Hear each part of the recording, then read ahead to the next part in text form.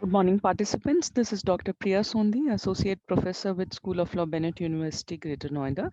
Today, I would be taking a lecture on human rights, ethics, and environment. Now, insofar as human rights are concerned, they are as old as mountains. So, the history, in fact, begins with the Greek and Roman times.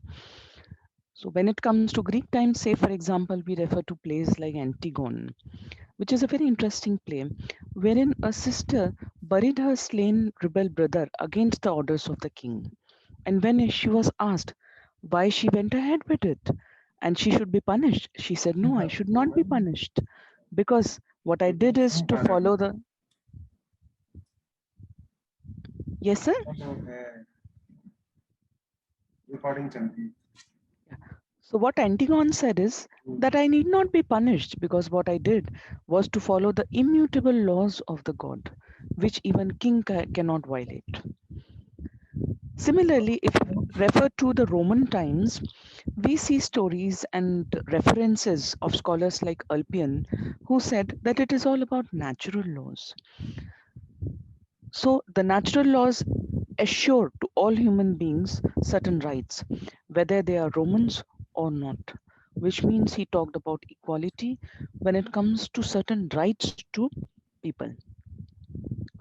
Now, when it comes to other cultures, if you see a reference, you see the reference in religion. For example, in India, you see reference of lot of things in dharma. So, as such, human rights is a very old concept. The name could be different, but the basic understanding is the same. Now, what are these human rights? These human rights are the rights which are possessed by a person due to a mere fact that he or she is a human being. The fact that he is a person, he is whole, he is master of himself and his acts. Which means what you need to have human rights is just being human. That you are a human being itself is sufficient for you to have certain rights. Now, these are things, as I said, they are owned by us because of the very fact that we are human beings. We are men and women. And the only relevant condition to enjoy these rights is being human. Now, the question is whether all human beings have them in same degrees. Yes, all of us have same rights in same degrees. Say, for example, right to life. So, right to life remains the same, whether you are a man, whether you are a woman, whether you are a child, whether you belong to a particular political group, whether you belong to a particular tribe, it remains the same. So, all of us have right to life to the same degrees. Now, we always say that human rights are the ones which are based on shared values. And what are these shared values? These shared values are dignity, fairness, equality, respect, and independence. So these values are shared by all of us across cultures, across continents. That is what human rights is basically about. Now, it is very interesting to note that they are not derived from social order and they are not conferred by society. So, you don't need an authority or a society to confer certain rights on you. Society might accept the existence of a particular right, but then they are not the ones who confer it on you. You don't need an external agency to tell you that yes, this is your human rights. Now, I'll take example of right to life again. Do we need the government to tell us that we have a right to life? Or do we need our society, our social structure to tell us that we have a right to life? No, right to life is inherent in us. Even a child who is, say, 1 day old understands the meaning of life and his, uh, you can say, zeal to be able to live. Now, these are logically independent of legal system for their existence. So, which means when we say that we have right to life under Constitution of India, what has been done is just a declaration that yes, this is the right which you have. Constitution as such has not conferred a right to life. It is there since the ancient times. It is just that Constitution has declared that yes, you have the right to life. Now, this means that these rights, they are independent of any legal system or any social system. So the basis is I'm a human being, so I have human rights. Now, when it comes to understanding the origin, where exactly is the origin? We refer to natural law. That is the reason why we refer to people like Alpian, we refer to Greek plays like Antigone. Alpian also said that it is all about natural law. So natural law is what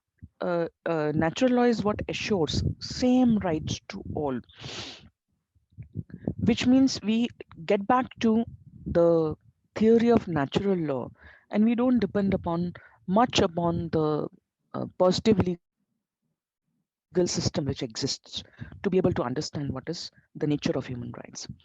Now, this is the only reason why when you read Constitution of India, you see certain rights which are enumerated as fundamental rights.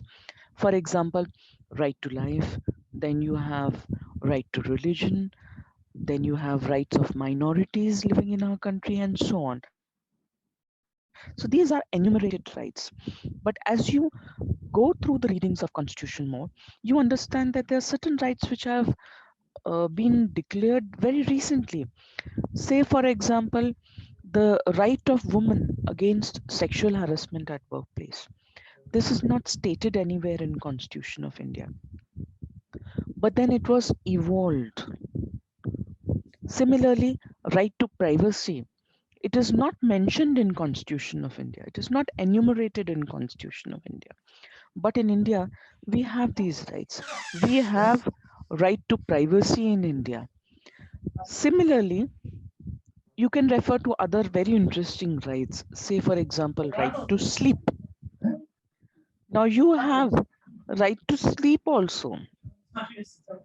Now these have been derived. Why? Because we tried to understand the concept of Article 21 or what has been uh, enumerated as the positive law of the country. So in this entire process, we ended up understanding it even more and understanding human rights even more and coming up with a list of unenumerated fundamental rights. Why? Because of our developing understanding of human rights. So that is all what human rights is about. Human rights is a far, far better and bigger set, and fundamental rights which you read is a comparatively smaller subset. So we are in fact trying to understand the encompass of the fundamental right which are stated in Constitution of India with the aid of human rights. Now, what are they exactly? So, they are individual rights which we possess, and these are our claims upon society or against the society. So, we claim against people the human rights. Say, for example, if there's a custodial violence, then you would claim it against the state. State is responsible if custodial violence takes place. So, that is how we understand them. Now, basically, it is very important for us to understand that human rights, as such, are universal in nature, which means everybody has the same set of rights, whether you belong to India, you belong to any other country, you might be from Brazil, you might be from Peru, you might be from Russia, you have human rights. Then these are inalienable. Now, what is the meaning of this word inalienable? It means nobody can snatch my rights. They are with me. Why? Because I am a human being. Now, since they are with me because I am a human being, and what I need for human rights is just being human. That is the only requirement.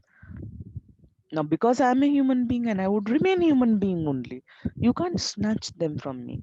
They're inalienable. They depend upon our existence as human beings.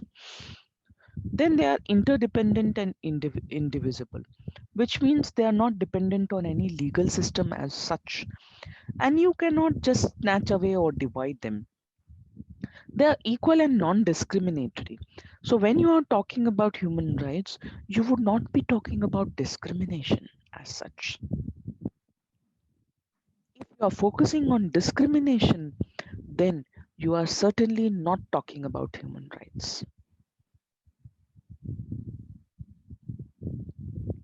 Now, there are certain important instruments when it comes to human rights which we should be aware of.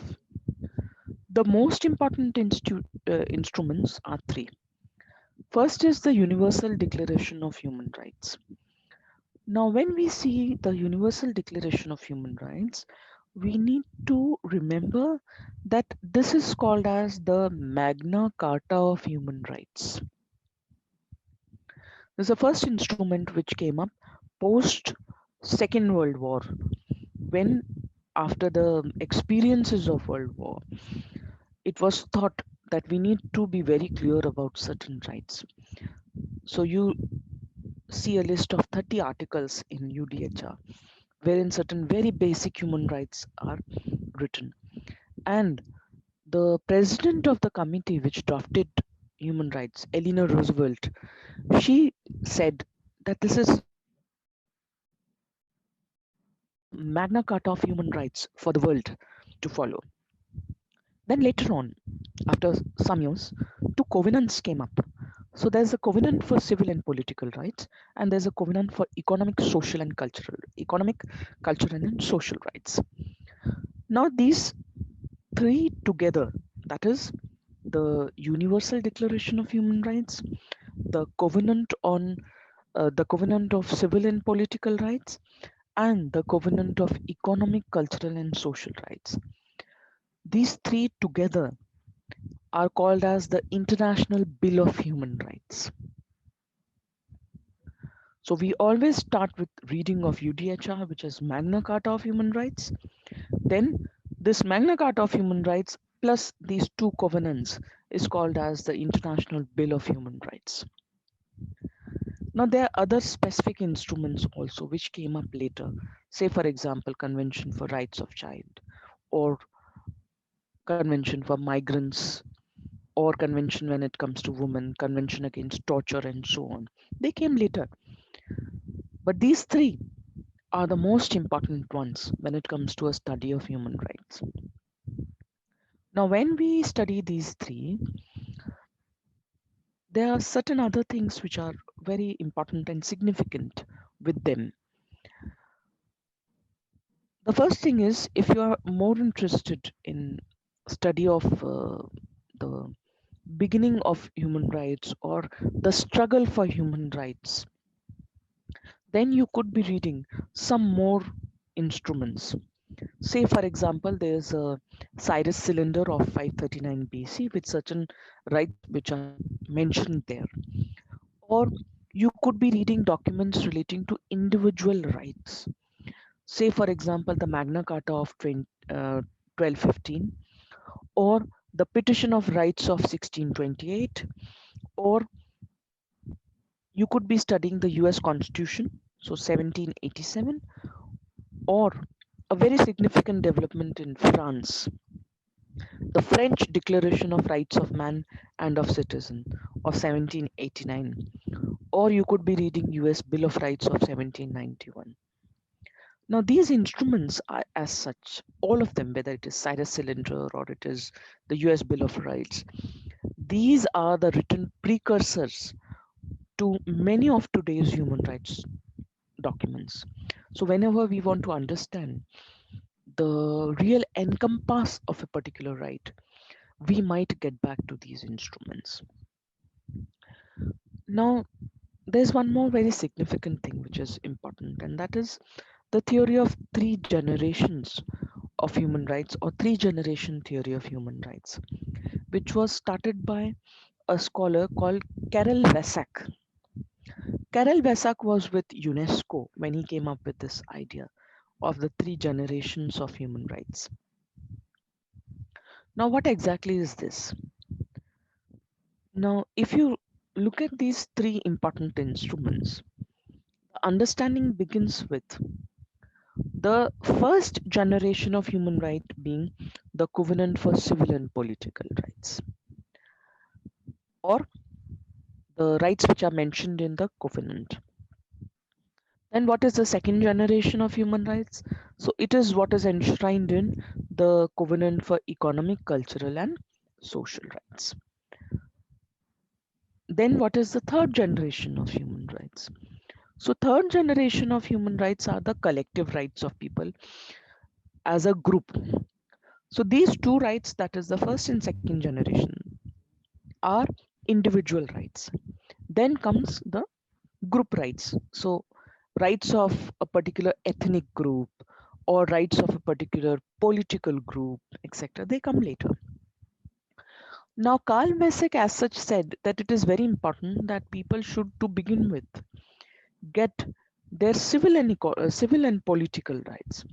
Now, once they have their civil and political rights, then only we can think of the economic development or cultural and social development. Now, when you are done with this part, giving people their individual rights, economic rights, or social rights, then we can think of rights of a group as such.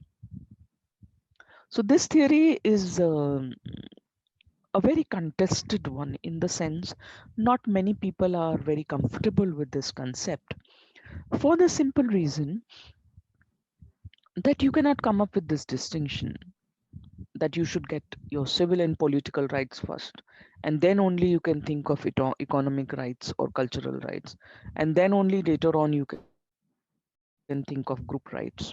There are certain group rights which are in fact very important. Say, for example, right against persecution, that is, right to be able to survive, or right to life of a group as a whole. So we cannot say that one right is better than another, or one right should be achieved first and then only you can come up with second right. So this is how people have been talking about this very concept, and there are various contentions relating to this concept. Then there's one more issue, and that is the timeline. So when you are saying that you need to get your civil and political rights first, then you get your economic, cultural, and social rights, then you get your group rights. So if you come up with such a thesis, then you should also be able to give timeline. So say for example, when it comes to UDHR, it took the world around 15 to 20 years to settle with these rights, because there were still certain countries which were not independent, still certain countries where there were issues. So they took some time to settle with UDHR. So how much time does world need to settle with civil and political rights? Because it seems, as per Calvesek, that you need to have your civil and political rights first. Then only you can think about economic or cultural rights. So how much time do you need to settle with civil and political rights? Now this is a question which is very difficult to answer, because the way a particular country would handle civil or political rights depends much on the system of governance and the government. So issues can come up on and off. So there's no timeline which is possible. So this is all about the important instruments for human rights. And in the next PPT, we would read about the other important instruments.